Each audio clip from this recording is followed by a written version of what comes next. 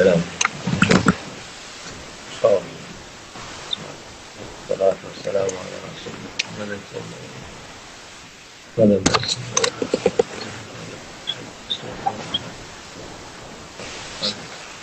Harikatın olsun. Bu dinlemeyin. Benim adavet ve bağda Allah Celle şeytan insanların aralarını düşmanlıkla, kötülükle, nefretle doldurmak istiyor. Şeytanın vazifesi budur. Nerede güzellik varsa onu bozmaya ister. Yani o başka hayır istemez insan olduğu için. İnsanlar da zamanda onun elinde oyuncak olmuşlar. Onun istediği gibi yapıyor. İstediği gibi yapıyor. İnsanlar hep ona tabi olmuş.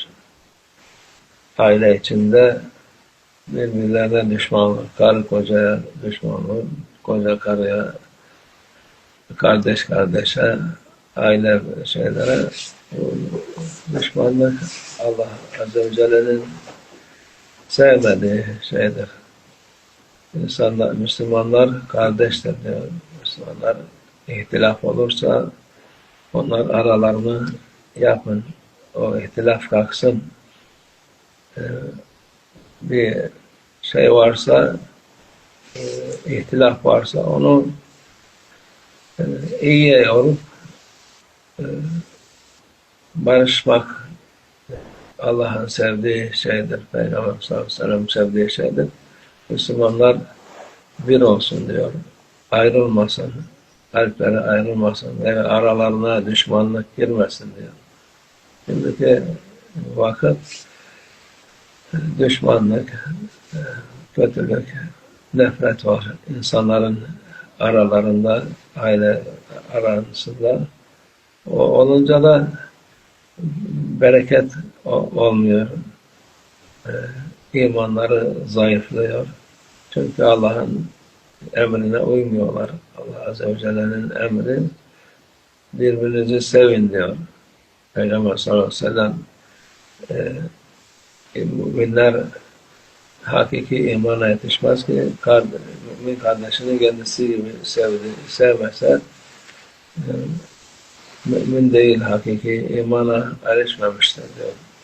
Müslüman tabi olur da iman daha yüksek, daha güzel bir insan için, toplum için müminler her iyiliği onlarda bulursunuz.